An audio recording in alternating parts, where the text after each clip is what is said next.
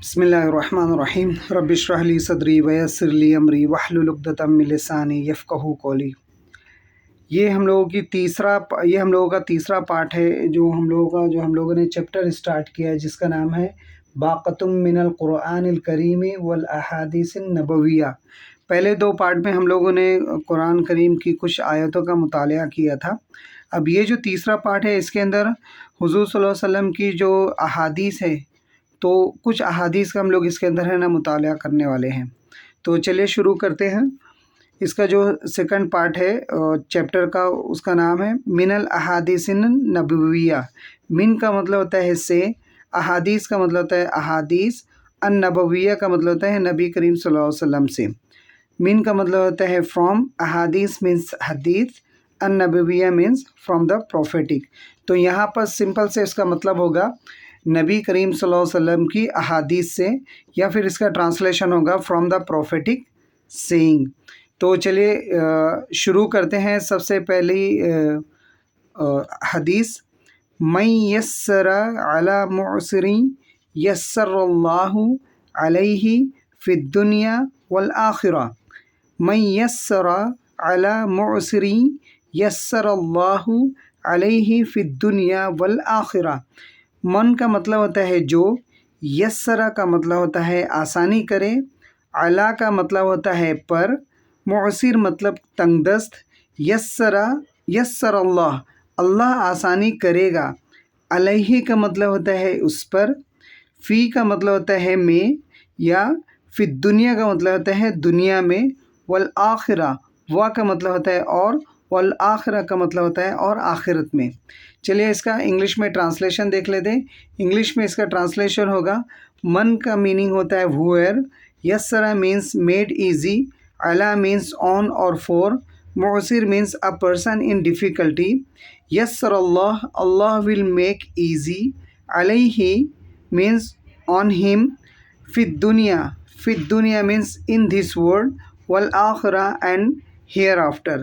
تو اس کا اب اگر ہم لوگ اردو میں ترجمہ دیکھتے ہیں تو اس کا ترجمہ یہ ہوگا کہ جو کسی تنگ دست پر آسانی کرے گا، اللہ اس پر دنیا اور آخرت میں آسانی کرے گا۔ جو کسی تنگ دست پر آسانی کرے گا، اللہ اس پر دنیا اور آخرت میں آسانی کرے گا۔ اس کا ٹرانسلیشن دیکھ لیتے ہیں۔ اس کا ٹرانسلیشن ہوگا، whoever makes things easy for a person in a hardship or in difficulty, Allah will make things easy for him in this world and in the hereafter۔ اب آتے ہیں آیت نمبر 2 پر۔ آیت نمبر 2 ہے یا حدیث نمبر 2 ہے، ان الصدقۃ لتطفئ غضب الرب۔ ان الصدقۃ لتطفئ غضب الرب۔ ان کا مطلب ہوتا ہے بے شک، الصدقہ کا مطلب ہوتا ہے صدقہ، لتطفئ کا مطلب ہوتا ہے بجھا دیتی ہے، غضب کا مطلب ہوتا ہے غضب یا غصہ، اور رب کا مطلب ہوتا ہے رب، یا یہاں پر ہم لوگ مطلب اللہ بھی لے سکتے ہیں۔ تو اس کا انگلش میں ٹرانسلیشن ہوگا، ان مینس انڈیڈ، الصدقہ مینس چیریٹی، لتطفئ مینس اسٹنگشز، غضب مینس اینگر اور ریتھ، اور اینڈ رب means the Lord and the Allah. تو یہاں پر اس کا سمپل سا اور آسان مطلب ہوگا، بے شک صدقہ اللہ کے غضب کو بجھا دیتا ہے، اور اس کا ٹرانسلیشن ہوگا، انڈیڈ چیریٹی اسٹنگشز دا ریتھ اور اینگر آف دا لارڈ اور اللہ۔ اب آ جاتے ہیں ہم لوگ حدیث نمبر 3 پر۔ حدیث نمبر 3 ہے، ما من مسلم یغرس غرسا او یزرع زرعا۔ ما من مسلم یغرس غرسا او یزرع زرعا۔ ما کا مطلب ہوتا ہے نہیں کوئی، من کا مطلب ہوتا ہے سے، مسلم کا مطلب ہوتا ہے مسلم، یغرس کا مطلب ہوتا ہے پودا لگانا، غرسن کا مطلب ہوتا ہے پودا، او کا مطلب ہوتا ہے یا، یزرع کا مطلب ہوتا ہے بیج بوتا ہے، زرع کا مطلب ہوتا ہے پودا یا پھر بیج۔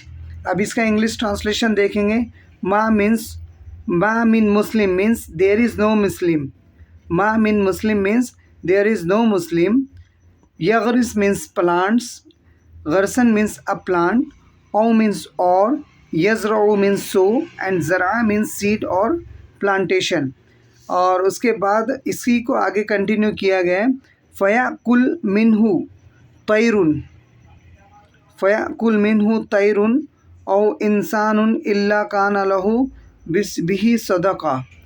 پھر کھاتا ہے، فَيَأْكُلْ کا مطلب ہوتا ہے پھر کھاتا ہے، منہو کا مطلب ہوتا ہے ان میں سے، طیر کا مطلب ہوتا ہے پرندہ، او کا مطلب ہوتا ہے یا، انسان مینس انسان، اللہ کا مطلب ہوتا ہے مگر، کان لہو یہ اس کے لیے ہوتا ہے، بھی کا مطلب ہوتا ہے ساتھ یا اس کے لیے، صدقہ کا مطلب صدقہ.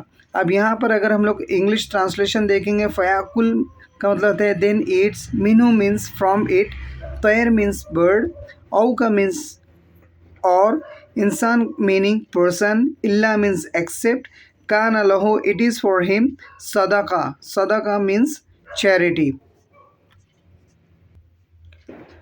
اب اگر ہم لوگ اس کا ترجمہ دیکھیں گے تو ترجمہ ہوگا جو مسلمان کوئی پودا لگاتا ہے یا بیج بوتا ہے اور کوئی پرندہ یا انسان اس سے کھاتا ہے تو یہ اس کے لیے صدقہ ہوتا ہے. تو اس کا مطلب یہ ہے کہ جب بھی کوئی انسان کوئی پودا لگاتا ہے یا بیج لگاتا ہے تو کوئی پرندہ اگر اس کو کھا لیتا ہے یا کوئی انسان اس کو کھا لیتا ہے تو وہ اس کی طرف سے ایک صدقے میں شمار ہو جاتا ہے. اب اس کا ٹرانسلیشن دیکھیں گے، نو مسلم plants a tree or sows seeds and then a bird a person or animal eats from it except that it is the charity for him. Okay. اب اس کے بعد ہم لوگ آ جاتے ہیں حدیث نمبر 4 پر. حدیث نمبر 4 ہے، من عال جاریتین حتی تبلغ جاء یوم القیامہ انا وہو وضم اصابعہ. من عال جاریتین حتی تبلغ جاء یوم القیامۃ انا وہو وضم اصابعہ. اب اس کا مطلب دیکھیں گے، من کا مطلب ہوتا ہے جو، عال کا مطلب ہوتا ہے پرورش کی، جاریتین دو بیٹیوں کی، حتیٰ یہاں تک کہ، تبلغا وہ بالغ ہو جائیں، جاء کا مطلب ہوتا ہے آئے گا، یوم کا مطلب ہوتا ہے دن، اور یوم القیامہ کا مطلب ہوتا ہے قیامت کے دن، اور انا کا یہاں پر مطلب ہوگا میں، وہوا وہ کا مطلب ہوتا ہے اور، ہو کا مطلب ہوتا ہے وہ، وہوا میں، انا وہوا کا مطلب ہوگا میں اور وہ، وضم کا مطلب وضم اصابعہ اور آپ نے اپنی دونوں انگلیاں کو جوڑ لی. مطلب یہ کہ جب حضور صلی اللہ علیہ وسلم یہ باتیں بتا رہے تھے کہ جو اگر کوئی اپنی دو بیٹیوں کی اس طرح سے پرورش کرے کہ وہ بالغ ہو جائے تو قیامت کے دن انہوں نے، حضور صلی اللہ علیہ وسلم نے بتایا کہ انہوں نے اپنی دونوں انگلیوں کو اس طریقے سے جوڑ لیا. تو یہاں کا وضم اصابعہ کا مطلب ہوتا ہے اور آپ نے اپنی انگلیاں یہاں پر جوڑ لی.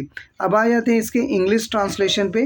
انگلش ٹرانسلیشن ہے، من مینس ہویور، اعلیٰ مینس ریزڈ، جاریتین مینس ٹو ڈاٹرس، حتیٰ مینس until، تبلغہ مینس they reach maturity، جاء means will come، یوم القیامہ means on the day of judgment، and انا means انا وہو means I and he، وضم اصابع means and he joined his fingers، ہے نا. اس طریقے سے حضور صلی اللہ علیہ وسلم نے بتایا کہ قیامت کے دن ہم دونوں اس طریقے سے رہیں گے.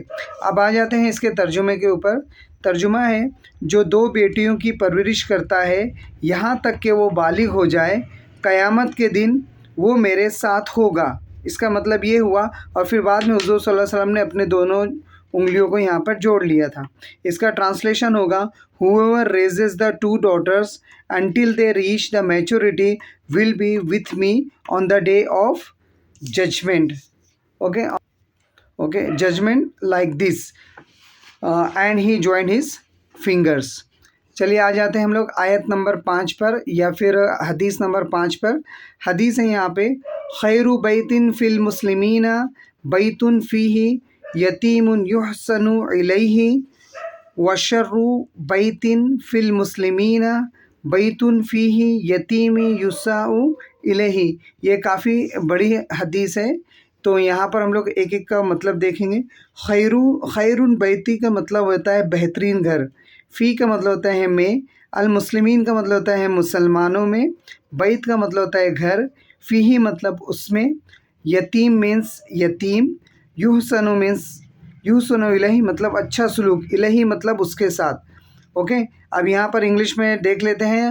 خیرم کا مطلب کیا ہوتا ہے؟ خیرم کا مطلب ہوتا ہے خیرون بیتی مینس دا بیسٹ ہوم، فی مینس ان، اور فی المسلمین مینس امنگ مسلم. بیتون کا میننگ ہوتا ہے ہاؤس، فی مینس ان اٹ، یتیم مینس آرفن، یحسن الیہ کا مطلب ہے کائنڈ ٹریٹمنٹ. اب یہاں پر جو سیکنڈ پارٹ بچا ہوا ہے اس کا، وشرو و مینس اینڈ، شرو مینس دا ورسٹ، بیتن کا مطلب ہوتا ہے ہاؤس، فی مینس فرام، فی المسلمین مینس فرام مسلم، بیتن مینس ہاؤس، فی مینس in it، یتیمن مینس orphan، یساؤ کا مینس treated poorly، الیہ مینس on him. تو یہاں پر اگر ہم لوگ اردو میں دیکھیں گے وہ کا مطلب ہوتا ہے اور، شرو کا مطلب، شرو بیتن کا مطلب ہوتا ہے بدترین گھر، فی المسلمین کا مطلب ہوتا ہے مسلمانوں میں، بیتن کا مطلب ہوتا ہے گھر، فی مطلب اس میں، اور یتیم کا مطلب ہوتا ہے یتیم، یساؤ کا مطلب ہوتا ہے برا سلوک، اور الیہ کا مطلب ہوتا ہے اس پر. تو اگر ہم لوگ اس کا ترجمہ دیکھیں گے تو ترجمہ بھی تھوڑا سا لیندی ہے. ترجمہ ہے مسلمانوں میں بہترین گھر وہ ہے جس میں یتیم کے ساتھ اچھا سلوک کیا جائے، اور بدترین گھر وہ ہے جس میں یتیم کے ساتھ برا سلوک کیا جائے. یہاں پر اس کا مطلب یہ ہے کہ حضور صلی اللہ علیہ وسلم نے بتایا کہ مسلمانوں میں بہترین گھر وہ ہے جہاں پر یتیم ہو اور ان کے ساتھ اچھا سلوک کیا جا رہا ہے، اور بدترین گھر وہ ہے جہاں پر یتیم ہو مگر ان کے ساتھ برا سلوک کیا جا رہا ہے. تو چلیے اس کے ٹرانسلیشن پہ آیت ہے. ٹرانسلیشن ہوگا: the best house among Muslim is the one in which an orphan is treated kindly, and the worst house is the one in which an orphan is mistreated. تو یہاں پر ہم لوگوں کا جو ویڈیو کا جو تھرڈ پارٹ تھا، chapter کا تھرڈ پارٹ ہے، وہ یہاں پر کمپلیٹ ہوتا ہے.